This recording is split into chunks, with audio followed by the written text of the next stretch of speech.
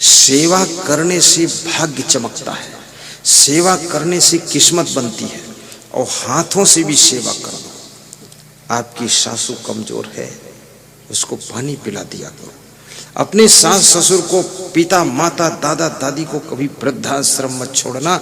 इससे बड़ा अपमान तुम्हारा कुछ नहीं हो सकता है। आदमी कुत्ते को पाल लेता, कबूतर को पाल लेता, बिल्ली को पाल लेता है। धिक्कार है उनको जो अपने माँ बाप, सास ससुर, दादा दादी को नहीं पाल सकते। अगर तुम्हारे दादा दादी ने प्रॉपर्टी बनाई ना होती, बचाई ना होती, माता पिता ने प्रॉपर्टी को आगे बढ़ाया ना होता, तो ये धन, जमीन, दौलत, ये मकान, ये सब दुकानें आपको कैसे मिलती? जिन्होंने आपको जन्म भी दिया, पालन पोषण किया, आपको कंधों पर बिठाया, उनको वृद्धाश्रम में डालने जाते हो। उसी मकान में, अच्छे कमरे में उनको रखो। और मैं आपसे भी कहूँगा, अपनी जवानी अवस्था में भी ऐसा मकान बना दो, फर्स्ट क्लास, वृद्धावस्था के रहने लायक कमरा बनाइए और उसमें ठाठ से रहिए। किसी का लफड़ा ही मत रखो। इतने कमजोर मत बनो कि बहू बेटे के माथे पड़ जाओ। आप अपनी सेटिंग, विदुर जी ने कहा है कि बचपन में वह काम करो जिससे जवानी डिस्टर्ब ना हो, और जवानी में ऐसे कार्य कर डालो जिससे बुढ़ापा आनंद से बीते, और बुढ़ापे में वे सब काम कर लो जिससे हंसते हंसते मर सको, और मरते समय ऐसी सोच रखो जिससे अच्छी जगह जन्म ले सको। ये विदुर जी समझा रहे हैं। और जिंदगी भर चकई के चकधुम, मकई के लावा, तिकड़े के तिकड़म बनाते हो, तैयार नहीं कर पाते। सब सेटिंग कंप्लीट करना चाहिए। और विदुर कहते हैं, दिवसे नयो तत् कुर्यात एन रात्रौ सुखम बसेत, अष्टमासेन तत् कुर्यात एन वर्षा सुखम बसेत, पूर्वे वयस तत् कुर्यात एन वृद्धा सुखम बसेत, यावत जीवेन तत् कुर्यात एन प्रेत्य सुखम बसेत। अर्थ बताऊं कि समझ गए तुम? बता दूं? बता देता हूं, बताने के लिए तो आया हूं। तुम अर्थ वर्थ कहां चक्कर में पड़ोगे? तो मेरा काम है, गाय का काम है दूध देना, फूल का काम है खुशबू देना, सूरज का काम रोशनी देना, और मेरा काम है प्रवचन में सब क्लियर कर देना। हाँ, अब श्लोक मैं बोलूं, अर्थ तुमसे पूछिए तो उल्टे काम है। तुम कहाँ श्लोक याद करोगे? तुमको तो अपनी पत्नी का नाम गीता देवी ही याद रहे, वही बहुत है। और ये श्रीमद् भागवत गीता साहिब बंदगी। दिवसे नयो तत् कुर्यात, दिन भर में वह काम करो जिससे कि रात में सुख से सो सको। बहुत बड़ी बात है। दिन की गलती रात को, नींद को भंग करती है।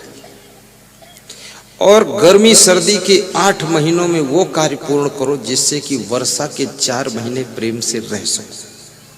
छत टपकनी नहीं चाहिए। 8 महीने का वक्त मिलता है कि अपना मकान ठीक करो। 8 महीने में ऐसे कार्य कर लो, अगर 10 दिन वर्षा होती रहे तो भी आपके घर में कोई प्रकार की कमी न रहे। ऐसा बाथरूम बनाइए। खेतों में, सड़कों पर फ्रेश होने मत जाइए। कीचड़ है, मच्छर है, गंदगी है। अपने घर निर्माण के साथ ही बाथरूम का निर्माण कीजिए, तो उसमें खर्चा भी कम आता है, दीवारें कम लगती है। बहुत सुंदर लेट बाथ बनाइए, बहुत सुंदर किचन बनाइए, ताकि महिलाओं को भोजन बनाने में सुविधा रहे। बेडरूम आपका ऐसा सुंदर हो, ऑक्सीजन मिलनी चाहिए आपको। और साथ साथ में अपने द्वार पर तुलसी का पौधा जरूर लगाइए। अपने कमरे में रात को गमले में तुलसी के पौधे को रखिए।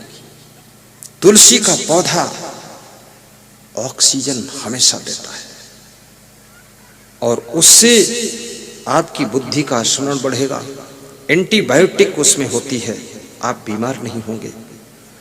और तुलसी, पंच तुलसी की 5 बूंद से लेकर 10 बूंद तक सुबह सुबह पानी में डाल करके अगर पी लो, 1 गिलास पानी में डालकर, शरीर में रोगों से लड़ने की सामर्थ्य पैदा होती है।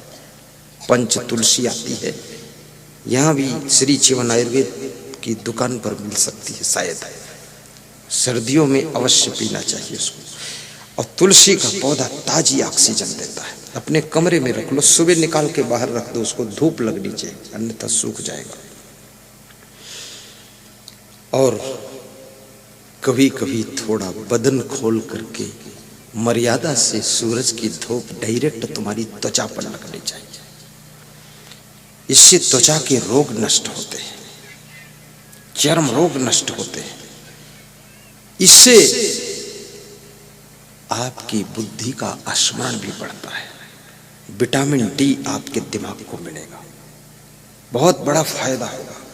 जिसके शरीर में धूप नहीं लगेगी उसकी हड्डियां कमजोर हो जाती हैं, और जिसके शरीर में, याद रखना, मिट्टी नहीं छुएगी उसका शरीर स्वस्थ नहीं रहेगा। इसलिए थोड़ा मिट्टी भी छूनी चाहिए कभी कभी। और ये भी याद रखना, दिन भर में कम 4-6 बार हाथ पांव को पानी से धो लिया करो, मुंह भी धो लिया करो।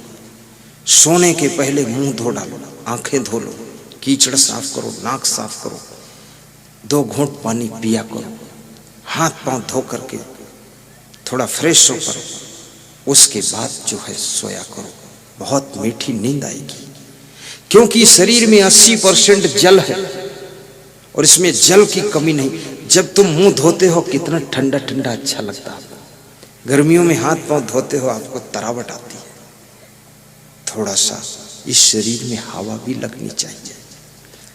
बहुत ज्यादा एसी में मत रहना, मंद मंद एसी चलाइए, मंद मंद, न ठंडी लगे न गर्मी लगे।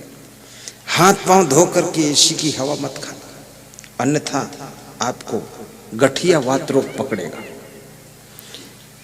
और पीली सरसों के तेल से मालिश कभी कभी हाथ पैरों पर करो।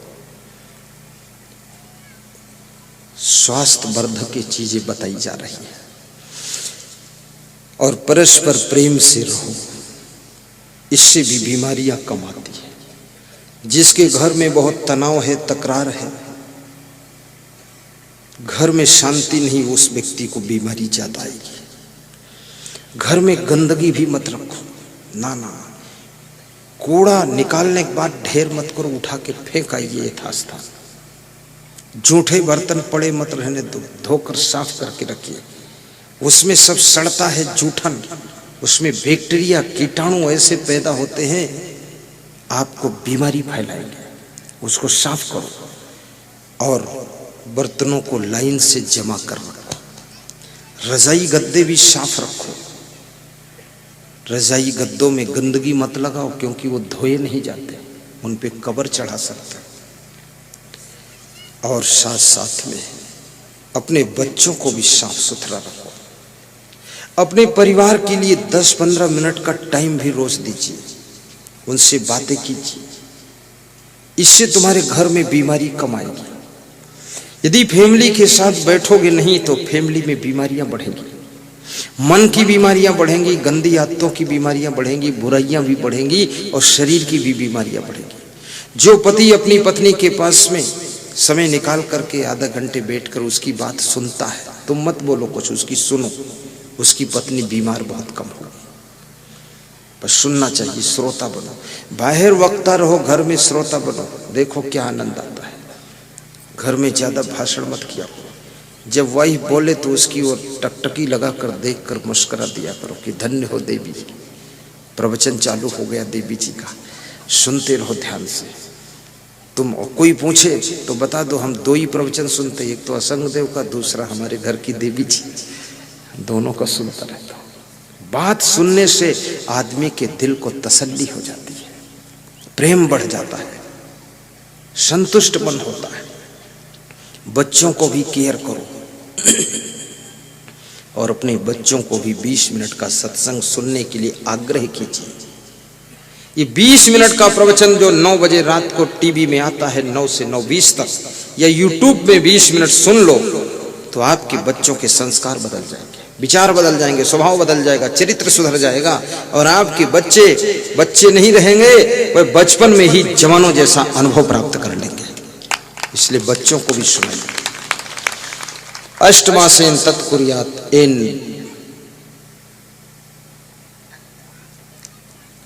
वर्षा सुखम वसेत। 8 महीने में वे सब कार्य पूरे कर लो जिससे 4 महीने वर्षा के सुख से रह सको, असमंजस ना रहे।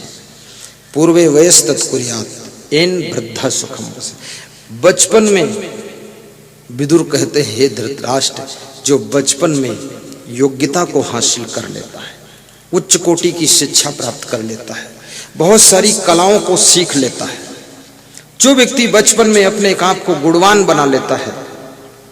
अर्जुन 7 साल तक इंद्रलोक में गए थे कलाओं को सीखने के लिए।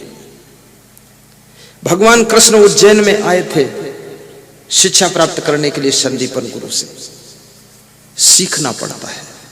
जो इन कलाओं को सीख लेता है और उन कलाओं को, उन गुणों को जवानी में जो प्रयोग करता है, उस व्यक्ति का बुढ़ापा सुखद हो जाता है। इसलिए बचपन और जवानी को संभालिए। और न बचपन सदैव रहेगा, न जवानी सदैव रहेगी, ये भी याद रखना। देखते देखते तुम बूढ़े हो जाओगे, तुम जान भी नहीं पाओगे, बुढ़ापा आ जाएगा। एंट्री हो रहा बुढ़ापा, 1-2 बाल पकने लगे, समझ लो ये बूढ़े होने की सूचना मिल रही है। और उन बालों के ऊपर चाहे काला रंग लगाओ चाहे लाल रंग लगाओ, उससे कुछ नहीं। बुढ़ापा ने आपके द्वार पर दस्तक दे दी है कि मैं आ रहा हूं, कृपया सावधान हो जाइए। राजा दशरथ के कान के बाल पक गए, दर्पण में देखा तो रोने लगे। मंत्री से कहा, मंत्री क्या मैं बूढ़ा हो रहा हूं? तो मंत्री ने कहा, क्या कोई संदेह है राजन, आप तो बहुत दिन से बूढ़े हो रहे हैं, लेकिन कान के बाल आज देखा कि पक गए हैं तो आप रो रहे हैं। ये बुढ़ापा, और बुढ़ापा एक ऐसी असमर्थ अवस्था है कि आप बहुत कुछ नहीं कर सकते। इसलिए जवानी को आलस्य में मत गंवाइए और बचपन को खेल कूद में मत गंवाइए और मोबाइल और फैशन से अपने आप को बचाइए।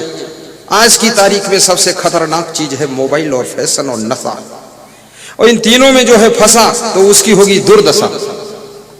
इसलिए इससे भी अपने को बचाइए। मोबाइल तुम्हारे टाइम को बहुत बर्बाद करता है। किसी से बात करो, आवश्यक बात कर लो फटाफट, फालतू बात मत कीजिए। मोबाइल का व्यसन, नशा का व्यसन और फैशन का व्यसन, ये बड़ा खतरनाक व्यसन है। जितनी बुद्धि तुम अपने आप के शरीर को सजाने धजाने में खर्च करते हो, उतनी बुद्धि अगर पढ़ने लिखने में खर्च कर दो तो शायद तुम छिंदवाड़ा के कलेक्टर बनकर आ सकते हो, एसपी बनकर आ सकते हो, थानेदार बनकर आ सकते हो। लेकिन लोगों के पास समझ नहीं है। और बेटियों से मैं बहुत निवेदन करूंगा, ये फैशन से अपने आप को बचाना और मोबाइल से भी बचाना। और बेटों से निवेदन करूंगा, नशा से बचना। मोबाइल भी एक नशा हो गया है। आवश्यक बात कीजिए फिर बंद कीजिए, कुछ नहीं है। संसार में अगर तुम धनहीन हो गए तो रिश्तेदार भी छोड़ देंगे, और बुद्धिहीन हो गए तो पूरी दुनिया छोड़ देगी, और चरित्रहीन हो गए तो आपका सम्मान समाप्त हो जाएगा, और यदि गुणहीन हो गए तो आप जीवन में कुछ कर भी न सकोगे, और यदि याद रखना आप विवेकहीन हो गए तो जीवन में कभी सुख न पा सकोगे। इसलिए विवेकवान धनवान भी बनना है। जब तुम्हारे पास में धन नहीं रहता है तो रिश्तेदार शादियां भी तुम्हारे यहाँ नहीं करना चाहते। अभी हरियाणा में एक जगह में गया तो एक सज्जन ने बताया कि हमारे घर में तो शादियां बंद हो गई। हमने कहा क्यों बंद हुई? बोले धन नहीं, जमीन नहीं है, शादी बंद है, सब लड़के खाली बैठे। बेटी का विवाह भी कोई करना नहीं चाहता है, बड़ी मुश्किल आ गई। इसलिए इतने धनवान बनो कि आपके बच्चों की शादियां तो न रुके। इतना संपन्नता होनी चाहिए। दारू पी पी करके सब कबाड़ खाना बना दिया, नशा में पड़े हो। क्यों भविष्य बिगाड़ रहे हो अपने घर की संतानों का? क्यों सम्मान खो रहे हो अपने पूर्वजों का बनाया हुआ? क्यों प्रॉपर्टी नष्ट कर रहे हो अपने बाप दादों की? कम से कम नया कुछ बना ना सको तो जो पुराना बना है उसको बचा तो सको, और वो उसको बचा सको, अपने को बचा सको, तो समझ लो कुछ समझ है तुम्हारे पास में। कभी शराब ना पीना, आलस्य में भी समय मत कमाना, संत महात्मा बन जाओ तो उसमें भी मेहनत करो, बुद्धि से काम करो। कितने साधुओं का टाइम पास हो रहा है खाली, बस कपड़ा लपेटे कमंडल लिए घूम रहे मूर्खदास। उनसे पूछो लक्ष्य क्या है, बोले लक्ष्य इतना ही है कि बस भोजन भंडारा हो जाए। हमको हंसी आती है, भोजन भंडारा ही लक्ष्य। लक्ष्य ये बनाइए, संत जीवन तो फ्री होता, स्वतंत्र होता है, बहुत बड़ा काम कर दीजिए। ज्ञानी भी बनो, सरल भी बनो, वैराग्यवान संत बनो, और गुरु के उद्देश्यों को पूर्ण करने में समर्पित हो जाओ। ये इधर उधर तिकड़मबाजी मत करो। कितना साधु है, उसको कुछ दिन में भी सोता है, रात में भी सोता है, कोई काम ही नहीं उसके पास। आश्रम में भी काम नहीं करता, आश्रम में कुछ काम करना पड़ा तो कमंडल लेकर निकल जाता, भक्तों के यहाँ सोता रहता है। और उसको ऐसे भगत मिल गए वासुदेव भाई जैसे, पूरन पूड़ी खिला के सुलाते रहते। हाँ, कुंभकर्ण सो रहा है, उसको उठा के खड़ा करो कि एक टाइम खाओगे तो 2 टाइम प्रवचन देना पड़ेगा, और प्रवचन आता नहीं तो यहाँ तू आता क्यों है? अपने गुरु पास रहे, आश्रम में जा, वहां सेवा कर, घूमते क्यों हो? इधर क्या जरूरत है भीड़ मचाने की फालतू? उसके दर्शन से जीवन बदलता है जिसके पास में ज्ञान वैराग्य होता है। ये फालतू व्यक्ति के दर्शन से और जीवन बिगड़ जाएगा। संत महात्मा को भी परिश्रमी होना चाहिए, टाइम पास मत करो। मैं तो जब आश्रम में आया तो आश्रम की जो दशा थी, थोड़ा कमजोर दशा थी। एक तो नाम नहीं था और ना दाम थे, दाम भी नहीं, नाम भी नहीं, और कोई खास काम भी नहीं, और पैदल ना तिवारी, ना लोटा है, न थाली, ये हाल था। तो मैं सब रीडिंग किया, मैंने कहा ये तो सब बड़ा कैसे होगा विकास। तो सबसे पहले मैंने संकल्प लिया कि स्वयं योग्य बनो, तब होगा विकास। 12 बजे रात को श्रीमद् भगवत गीता के श्लोक पढ़ता था, मच्छर काटते थे उनको भगाता था, और पैदल चल चल करके सब सोते थे, मैं वहां चलकर पढ़ता था। 29 श्लोक एक बार में याद किया, 100 दोहे याद किया। जब खजाना कंप्लीट हो गया, हमने कहा इस खजाने को बांटना शुरू कर दो।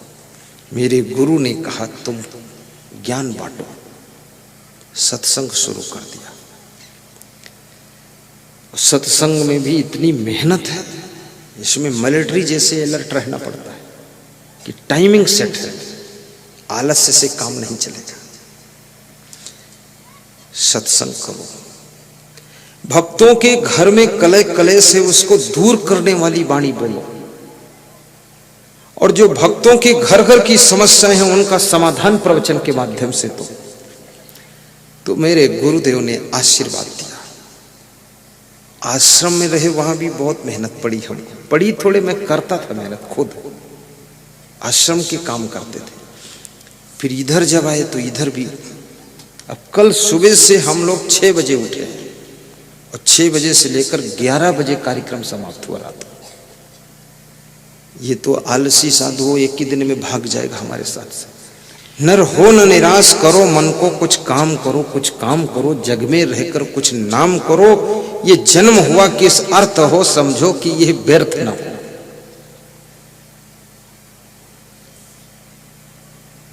आपके घर की उन्नति भी हो, ऐसी मैं शुभकामना करता हूं, और आपकी प्रसन्नता निरंतर बढ़ती रहे, ऐसा अपने गुरु से आशीर्वाद मांगता हूं। और आपके घर की नारियां नारायणी के रूप में घर की शोभा बढ़ाएं। आपके घर के पुरुष सब नर के रूप में नारायण बनकर के रहें। आपके बच्चे ब्रह्म जैसे बनकर आंगन में खेलें, और आपके घर की बहुएं देवी के समान घर की शोभा बढ़ाएं। ऐसी शुभकामनाएं करता हूं और सत्संग को विराम दूंगा।